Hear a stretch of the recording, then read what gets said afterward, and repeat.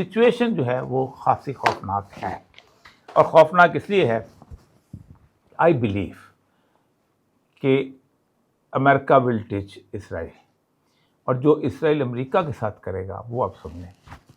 Israel ने एक पूरी प्रिपरेशन की हुई है टू इकोनॉमिकली स्ट्रेंगुलेट अमेरिका। अच्छा, इसलिए कि वॉल स्ट्रीट जर्नल जो है, वॉल स्ट्रीट बाजार जो है, उसके ऊपर मोनोपोली है ज़ायनिस्ट की, JNF पे वही से।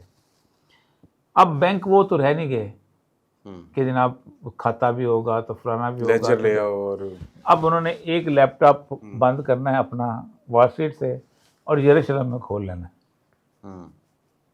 ठीक, जब यरूशलेम में आपने खोलना है तो उसके बाद होना क्या है कि इकोनॉमी की सूरत हाल बड़ी खौफनाक हो जाएगी। दूसरी चीज़, अमेरिका को $39 ट्रिलियन के करीब उसका डेट है। अमेरिकन डेट बुनियादी तौर पे बड़ा इजी डेट है अमेरिका के लिए, बॉन्ड्स हैं और वो नहीं वो तो अपनी जगह। अमेरिका के लिए इसलिए है कि अमेरिका ने जो कुछ भी है वो डॉलर्स के अंदर है। फ्रैक्शनल रिजर्व बैंकिंग है जिसके जरिए वो पे। फ्रैक्शनल रिजर्व बैंकिंग ये होती है कि आपके पास अगर 10 अरब रुपया है तो आप 100 अरब रुपये का कर्जा दे सकते हैं एज अ बैंक। अच्छा, इसको कहते हैं फ्रैक्शनल रिजर्व बैंकिंग। आप एक M1 और M2 क्रिएट करते जाते हैं। मतलब बैंक करता ये है कि 1 लाख रुपए का कागज़ है, ये आप देते हैं चीनी वाले के पास, वहाँ से जाता है पेस्टिसाइड वाले के पास, वहाँ से जाता है गन्ने वाले के पास, वहाँ से जाता है गंदम वाले के पास, वहाँ से जाता है यूरिया खाद वाले के पास, वहाँ से जाता है किसी और वाले के पास, और जब घूम के बैंक के पास आता है तो बैंक का 1 लाख रुपया जो है वो 1 करोड़ रुपया बन चुका होता है। इसीलिए आज अगर हम अपने चेक काट के बैंक से कहें कि मुझे मेरी रकम वापस कर दो तो बैंकों के पास पैसा नहीं होता। ये क्रिएशन ऑफ मनी का इख्तियार जो है उनको दिया जाता है। फ्रैक्शनल रिजर्व बैंकिंग के इसको कहते हैं। जबकि अरबों को अगर डॉलर खरीदना है या अरबों को या किसी और मुल्क को खरीदना है तो उनको तेल बेचना पड़ता है, पक्की कोई चीज़ बेचनी पड़ती थी। वो कहते हैं कि अगर उसको हम डिसोसिएट कर दें इस सारे मामले के अंदर, जो कि होता चला जा रहा है, तो अमेरिकन इकॉनमी ऑटोमेटिकली ख़राब हो जाएगी। इजराइल के 3 मकासद हैं।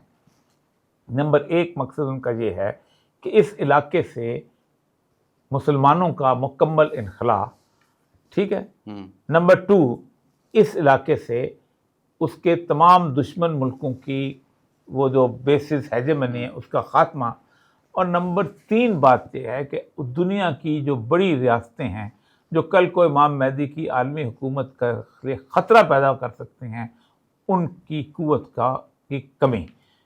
क्योंकि आप देखें मसला सारा ये है कि अगर आपने एक आलमी हुकूमत बननी है तो your size should be big, ठीक, और अगर नहीं तो दुनिया का साइज छोटा होना चाहिए, इन द सेंस कि दुनिया की कुव्वत छोटी होनी चाहिए। सबसे पहली ताकत जिसको इसराइल ने ख़त्म किया था इट वाज रशिया। ठीक है, रशिया के बारे में उनको अंदाज़ा था कि ये बहुत बड़ी खौफनाक कुव्वत है। ऑर्थोडॉक्स क्रिश्चियन वहाँ जाके आबाद हो चुके हुए हैं, और रशिया वो सबसे, आपको पता है इसराइल में जब इसराइल बना है तो सबसे ज़्यादा यहूदी रूस से आए थे। क्यों? इसलिए कि रहते वहीं थे, और कम से कम 10 साल तक तल अबीब की जो लोकल ज़ुबान है वो रशियन रही है, ठीक, और उनमें से यज़िश बोलते थे।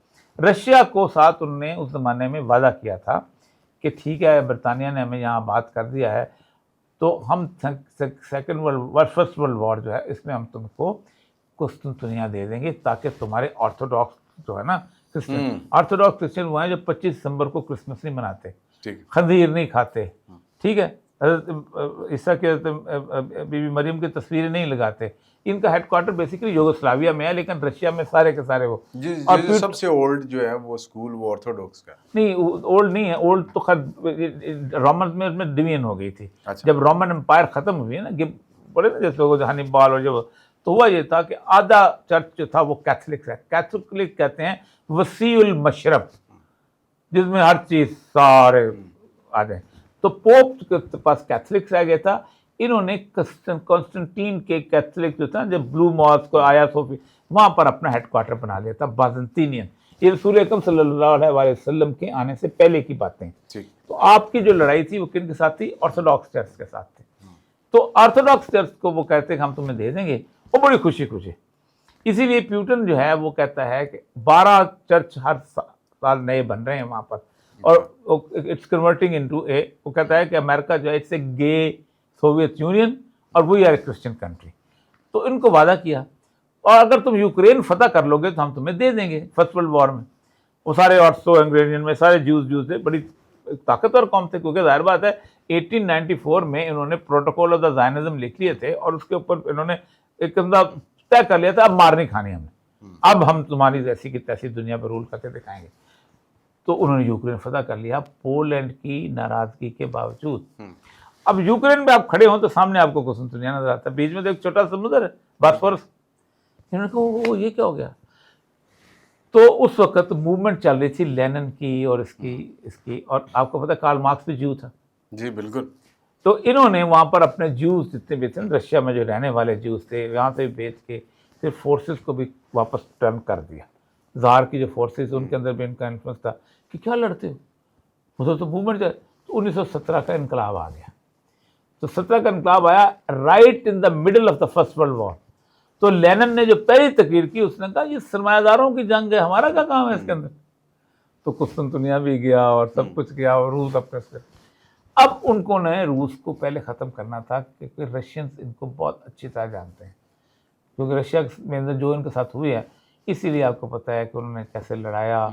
फिर 91 के अंदर जब 89 में गया ना बर्लिन वॉल, 91 में अलग हो गया, और फिर वो येल्सन का वो सुबह भी पी रहा है रात को पी रहा है, तो 8-9 साल ऐसे गुजरे हैं उसके। तो वहाँ पर इन्होंने ये किया कि उसको तबाह इस हालत में किया इकॉनमी के हिसाब से कि रूस के अंदर सारी मिलें चल रही थी, सारे खेत आबाद थे, 20-22 हज़ार एटम बम थे, स्पेस प्रोग्राम चल रहा था, लेकिन इकॉनमी में यूं गिरा कर्जे की सूरत बचाड़ कि उनकी एयर होस्टेस जो थी वो डबल रोटी के ऊपर अपने जिस्म बेचती फिरती थी। 4,000 total number of atomic bomb है। 22,000 को वो लोग टोटल स्मॉल उसके मिला सारा कुछ। हाँ, लेकिन 4,000 तो नहीं, ये मैं उनके एटम बम यूक्रेन से लेके ताजिकिस्तान से लेके सब जगह पड़े थे। मैं आपसे रशिया की बात, मैं सोवियत यूनियन की बात कर रहा हूँ। अच्छा, पूरे सोवियत यूनियन की बात। अब उनको पहले उन्होंने इंग्लैंड से काम किया और इंग्लैंड के बारे में कहा हमने इनसे काम लेके इनको वापस जजीरा नुमा बरतानिया में चूहे को उसके बिल में वापस कर देना है। वो बरतानिया जो ऑस्ट्रेलिया से लेके कनाडा तक जिसकी हुकूमत थी, सूरज ग्रुप नहीं होता था, वो अब सूरज चिरता ही नहीं है वहाँ पर। ठीक, अब उनका है गया अमेरिका। ठीक है, और सीरियस गुफ्तगू हो रही है इस वक्त अमेरिका के अंदर। अच्छा। कि वन डे ज़ायनिस्ट हैं जो इनकी एक तंजीम है बनियल बात। अच्छा। मैं वहाँ गया था, एंटी डिफेमेशन लीग जो है, मैं वहाँ गया था उनके ऑफिस में न्यूयॉर्क के अंदर, वो मिला भी था उन लोगों से।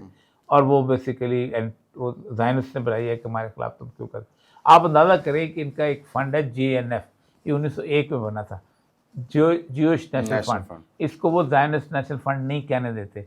इसमें जो इसराइल का मुखालिफ यहूदी है, जो मुखालिफ नहीं है, उसका भी पैसे शामिल होते हैं। वो कहते हैं एक पौधा भी जो इसराइल में लगा हुआ है ना, उसके अंदर हमारा पैसा शामिल है।